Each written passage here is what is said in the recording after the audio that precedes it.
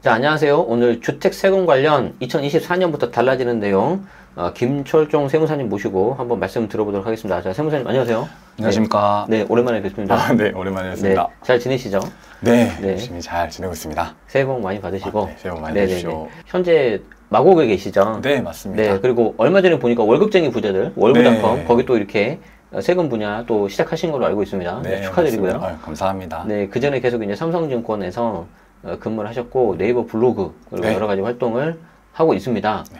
자, 오늘 세무사님 좀 어떤 내용이에요? 24년부터 달라지는 주택세금인데 네. 좀 설명 좀 해주세요. 네, 이제 주택세금 관련해서 올해부터 달라진 내용들을 좀 가지고 왔는데요. 사실은 뭐 주택세금 관련돼서 이번에 아주 과거처럼 큰 의미가 있을 만한 것들이 많지는 않습니다. 네네. 그렇긴 하지만 그럼에도 우리는 계속해서 바뀌는 세금을 좀 알아두는 것이 상식 차원에서도 좋으니까 오늘 한번 네. 가볍게 살펴보는 시간 가져보도록 하겠습니다. 네. 먼저 제가 말씀드릴 부분은 이제 세법상의 주택 개념 정비 부분입니다. 네. 그러니까 원래 이제 우리 양도소득세법에서의 주택이라고 하면 허가 여부나 뭐 공부상의 어떤 용도 구분과 관계없이 사실상 주거용으로 사용하는 건물이다라고 네. 이제 규정을 하고 있었는데요. 이 부분을 좀 더 이 주택이라는 개념을 구체화해서 여기에 추가로 우리 세대원이 독립된 주거 생활을 할 수 있는 구조로 된 건물, 그래서 뭐 출입구라던가 취사시설, 욕실이 이제 세대별로 좀 별도로 설치가 되어 있어야 된다. 이런 부분들을 주택법을 가져와서 좀 더 구체화했다라고 봐주시면 될 것 같아요. 네. 근데 이제 이 부분은 사실 우리가 일반적으로 뭐 아파트에 투자를 하거나 보통 주택에 투자하는 경우에는 과거와 지금 바뀐 후가 크게 달라질 부분은 없습니다. 네. 그러다 보니까 양도세 계산하시거나 뭐 비과세 판정하거나 하실 때에 사실상 이 개정으로 인해서 큰 영향을 우리 같은 일반 이제 주택 투자하시는 분들께서는 큰 영향을 받을 것 같지는 않다라고 이제 생각이 듭니다. 이게 처음 나왔을 때 이 주택 개념 구체화하면서 네. 세대원이 독립된 주거 생활 할 수 있는 구조로 된 건물, 뭐 출입구, 시사시설, 욕실 뭐 이거 나오면 그럼 다 주택이냐? 네. 막 그래가지고 뭐 일부 몇몇 분들이 이제 막 저도 질문 받았거든요. 네. 그러면 주거용 오피스텔 다 주택이냐? 네. 그건 맞아요, 틀려요? 근데 뭐 기존에도 사실은 이제 과거에도 그렇고 지금도 마찬가지일 거고요. 네. 뭐 오피스텔은 다 주택이냐 뭐 아니냐에서는 실질이 어떻게 쓰이냐 그렇죠? 여부가 그렇죠. 결국에는 관건일 것 같습니다. 네. 그 부분은 실제로 주택으로 쓰인다라고 하면 주택세 포함이 될 당연하죠. 거고요. 네. 만약에 그리고 반대로 뭐 업무용으로 쓴다. 네. 예를 들어서 지금 제가 사용하고 있는 공간도 오피스텔인데 업무용으로만 쓰고 있고 저는 여기서 잠을 한 번도 자본 적이 없고 네. 침대도 없고 그리고 실제 뭐 전기, 수도 이런 거 다 업무용으로 다 바꿔놨단 말이죠. 네. 그럼 이런 경우에는 당연히 출입구, 취사시설, 욕실이 있지만 네. 주택은 아니라는 거죠. 네, 맞습니다. 네, 그러니까 여러분들 이걸 꼭 구분해 주시면 좋겠습니다. 네.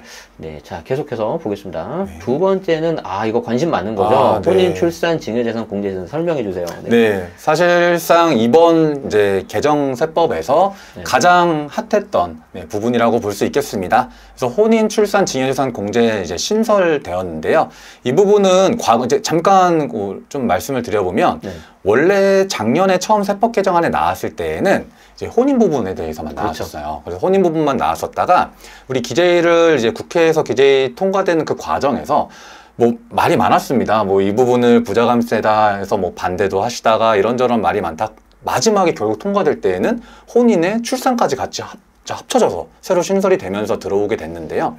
그 구체적인 내용을 한번 좀 보면 먼저 혼인재산공제 같은 경우에는 우리 혼인신고일 전 2년 그리고 이후 2년 그래서 4년 내에 부모님으로부터 우리가 증여를 받게 되면요. 원래는 부모님으로부터 증여받을 때 우리가 기본적으로 증여재산 공제가 5천만 원만 되잖아요. 10년간. 그렇죠. 근데 여기에 1억 원을 더 추가로 해주겠다. 그래서 1억 5천만 원을 이제 증여세 부담 없이 받을 수 있다라는 겁니다. 네. 출산의 경우에도 마찬가지예요. 이번에 이제 새로 들어온 부분을 보시게 되면 자녀가 태어난 날로부터 2년 내에 우리 부모님으로부터 이제 증여를 받게 되면 이때에도 마찬가지로 1억 원까지는 증여세 부담 없이 공제를 해주겠다. 다만 이제 유의해 주셔야 될 부분은 우리 혼인 증여재산 공제와 출산 증여재산 공제를 합쳐서 통합한 돈은 1억이다. 1억까지만 해줄게. 라는 거죠. 각각 1억 해줬으면 좋았을 텐데. 그렇죠. 그러면 2억이고 네. 그 정도면은 2억 5천, 2억 5천 하면 사실 네. 5억까지도 받을 수도 있지 않나? 라고 생각할 수 있겠지만 그렇게까지는 안 된다. 그러면 현실적으로 이 부분을 우리가 최대한으로 활용해보자 라고 한다라면 이제 남편 쪽에서 1억 5천 받고 네. 그리고 우리 아내 쪽에서 1억 5천 받아서 네. 최대 3억 원까지 네. 증여세 없이 우리가 받을 수가 있다라는 네. 겁니다. 그러면은 혼인을 하거나 아니면 출산을 하거나 둘 중에 하나인 거죠. 네, 맞습니다. 그러면 저 같은 경우는 혼인신고한 지 이미 이제 훌쩍 넘었으니까 해당 사항이 없고 네, 그렇죠. 만약에 제가 늦둥이를 만약에 본다, 출산을 네. 한다, 됩니까? 가능하죠. 가능하잖아요. 네, 2년 뭐 내에. 혼인신고하고 몇 년 안에 출산해서 이런 거 없잖아요. 네, 맞습니다. 그렇죠. 완전 별개로 네. 되어 있다 보니까 지금 네. 어떤 분들도 다 우리 출산하면 네. 가능하다라는 부분입니다. 네, 그거 혹시 해당되시는 분들은 참고해 주시면 좋겠고, 특히 요즘에 뭐 저출산 이런 얘기가 나오는데 맞습니다. 개인적으로는 그것보다도 좀 상징세 개편돼야 되지 않습니까? 네. 너무 오래됐잖아요. 오래됐죠. 네. 네, 좀 한번 희망 좀 해보겠습니다. 뭐 좋은 소식 나오면 또 알려주세요. 네, 알겠습니다. 뭐 네. 사실 요즘에도 또 이제 상속세 네. 쪽에서도 계속해서 얘기가 나오고 네. 있잖아요. 또 뭐 얼마 전에 뭐 작년쯤이었나요? 그때도 징여재산 공제 금액이 네. 5천만 원이 도대체 언제적 얘기냐 맞아요. 네. 얘기가 계속해서 나왔었잖아요. 그러다 보니까 뭐 많은 분들이 실제로 공감을 하고 있으신 것 같고, 나중에 이제 곧 이런 부분에 증여세 공제라던가 상속세 쪽에서도 그렇고요. 좀 요즘 이제 최근에 어떤 실제 이런 분위기에 맞게끔 네. 한번 다뤄지지는 않을까라고 네. 생각은 듭니다. 네, 좋습니다. 여러분들 한번 좀 좋은 소식 나오면 또 연락 드리도록 하겠습니다. 자, 그 다음은 뭡니까? 농어촌 주택 양도세 특례 확대, 이건 뭐예요? 네, 이 부분은, 우리가 이제 잠깐 제가 배경을 하나 말씀을 드려야 될 것 같아요. 네. 우리가 원래 기존에 1주택을 가지고 있는 상태에서 그렇죠. 새로운 주택을 취득할 때에는 당연히 2주택이 되는 거잖아요. 네. 근데 이때에 농어촌 주택을 취득한다. 이건 조특법상에서 규정하고 있는 농어촌 주택을 취득할 경우에는 기존에 있었던 이 주택을 팔 때에 실제로 2주택임에도 불구하고 네. 1세대 1주택으로 보고 비과세를 적용해주는 특례 규정이 있습니다. 네네. 이게 이제 농어촌 주택 특례, 비과세 특례 규정인데요. 네. 여기에는 사실 그 요건들이 좀 있어요. 네. 그래서 요건들을 좀 보시게 되면 먼저 뭐 읍면 지역이나 인구 20만 이하의 시에 동해 소재해야 되고 있고 네. 또 주택을 취득할 당시에는 우리 기준 시가가 3억 이하여야 되고 그리고 네. 이제 기간 요건도 있고요. 네. 이러한 요건들이 충족된 농어촌 주택이라면 혜택을 받을 수가 있다라는 부분인데요. 네, 단순히 시골에 있어서 되는 게 아니에요. 아니에요. 여러분들. 네, 맞습니다. 무조건 시골에 있다고 되는 건 아닙니다. 네. 근데 여기에 이 농어촌 주택 대상에서 기회발전 특구에 네. 포함되어 있는 이제 속해 있는 주택을 포함시켰습니다. 네. 예, 그러다 보니까 어떻게 보면 이 기회발전 특구는 뭐 읍면동 소재 또는 뭐 도시 지역이든 조정 지역이든 이런 거 관계없이 이 기회발전 특구로 지정만 되면 방금 우리가 얘기했던 이 비과세 특례 혜택을 받을 수가 있다라는 겁니다. 네네. 네, 그러면 그런 부분에서는 어떻게 보면 이 기회발전 특구에 우리가 1주택을 이미 가지고 있으신 분들 같은 경우에 네. 기회발전 특구에 지정되는 주택을 한번 투자 목적으로도 생각해 볼 수도 있겠다. 왜냐하면 내가 기존에 가지고 있는 1세대 1주택 비과세에 혜택을 받음에 있어서 영향을 미칠 건 없으니까. 근데 이 부분은 제가 한번 잠깐 우리 지난번에 네. 1월 10일에 부동산 대책 발표가 됐었잖아요. 110 대책. 네, 110 대책 발표가 됐었는데 여기에서도 비슷한 얘기가 발표된 게 있어요. 세제. 네네네. 한번 그 부분을 저희가 좀 얘기를 그냥 한번 나눠볼까 해요. 네네. 지난 110 대책에서 발표된 내용 중에 우리 세금 쪽으로는 크게 두 가지가 있었습니다. 네. 하나는 소형 신축 주택에 대해서 주택수 제외해주겠다라는 네네. 거고요. 또 하나는 지방 미분양 주택에 대해서 특례를 적용해주겠다라는 건데요. 소형 신축 주택은 뭐 아시겠지만 양도세 특례는 미적용하겠다라고 거기에 명시를 해주셨어요. 그러면 사실 이미 1주택을 가지고 있으신 분들 입장에서는 큰 메리트가 없다라고 그렇죠. 네, 보여집니다. 왜냐면 굳이 내 비과세를 포기하면서까지 소형 신축 주택을 이렇게 생각이 될 겁니다.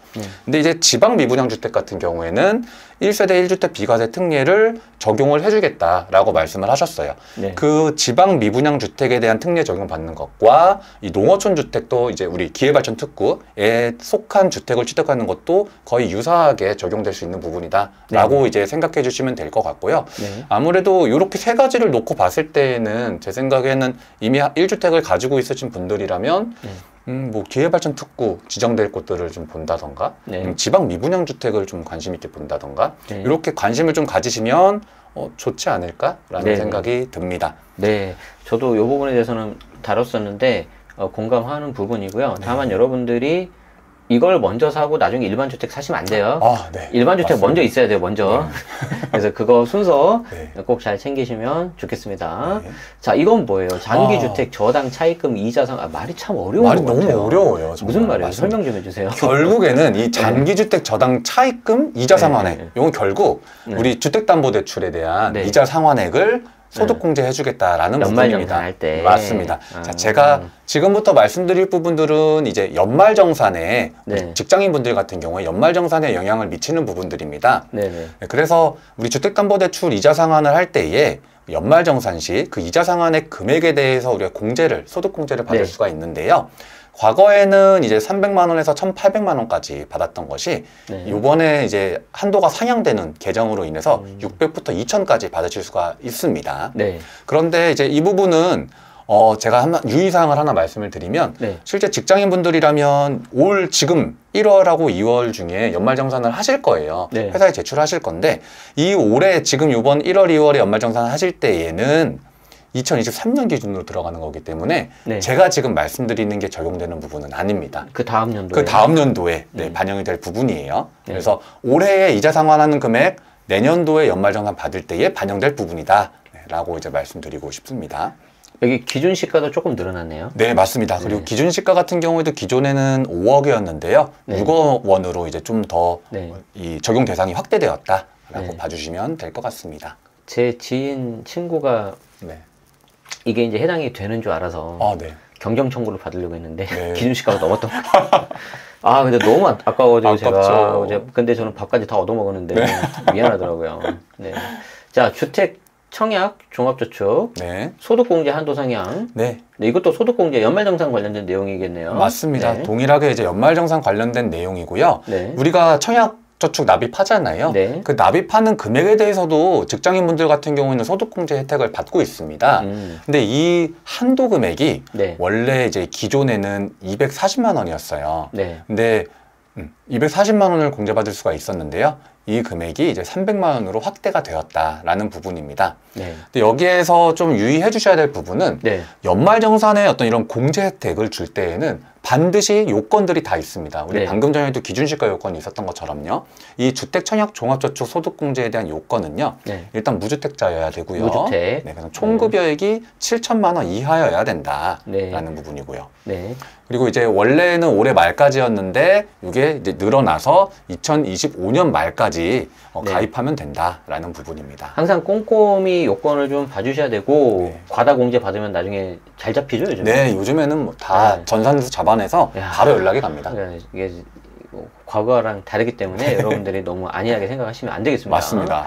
자, 마지막인데 월세 소득 기준 한도 상향 이건 뭐예요? 네, 이 부분은 자 우리가 아까 전에 살펴봤던 주택담보대출에 대해서도 이자 상환액을 공제를 해주잖아요. 네. 하지만 집이 없는 분들, 우리 월세로 사는 분들도 많이 그렇죠. 있잖아요. 네. 그런 분들도 당연히 혜택을 받을 수 있다라는 건데요. 네. 월세를 지급하시는 금액에 대해서는 세액 공제를 받게 됩니다. 네. 그래서 월세액의 15% 그리고 만약 총급여액이 5,500 이하이신 분들은 17%의 이제 세액 공제를 받으실 수가 있고요. 네. 세액 공제가 어떤가요? 네, 소득공제와 이제 세액공제의 차이를 좀 잠깐 말씀드리면 사실 소득공제 같은 경우에는 우리가 급여에서 이제 뭐 근로소득 금액에 대한 공제를 뺀 나머지 이 소득 금액에 대해서 우리가 아예 공제를 해주는 부분입니다. 네. 즉 우리 세율이 뭐 6%부터 최대 45%까지 이렇게 적용을 받잖아요. 네. 그 세율을 적용하기 전 단계에서 공제를 받는 거고요.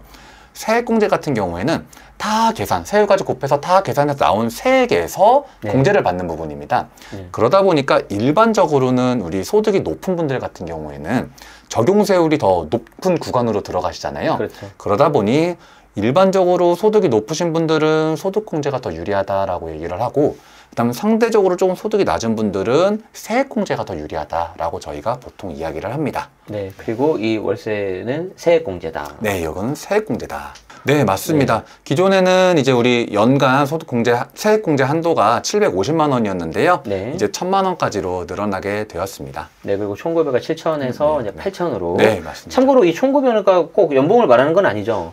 그쵸. 반드시 꼭 연봉은 네. 아니고요.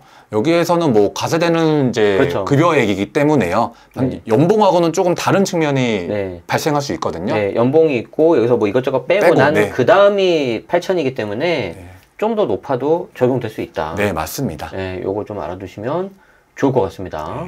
네. 자, 이 외에도 이제 뭐 다른 개정세법 많이 있는데 이제 이번에 세무사님께서 주택 관련된 네. 내용으로 이렇게 왔습니다. 계속해서 세법은 계속해서 바뀌니까 네. 여러분들 꼭 잘 체크하시고요. 혹시 마지막 장부상 같은 거 하나 좀 말씀 좀 해주시죠.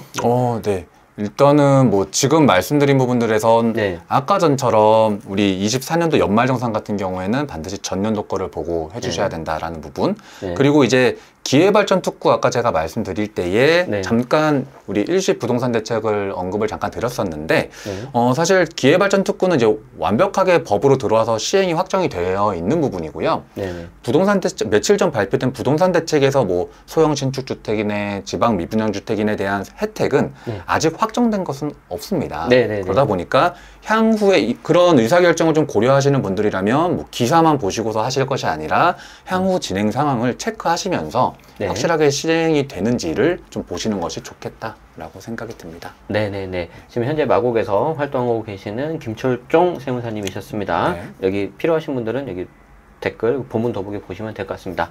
네, 여기서 마치겠습니다. 고맙습니다, 세무사님. 네, 감사합니다. 네.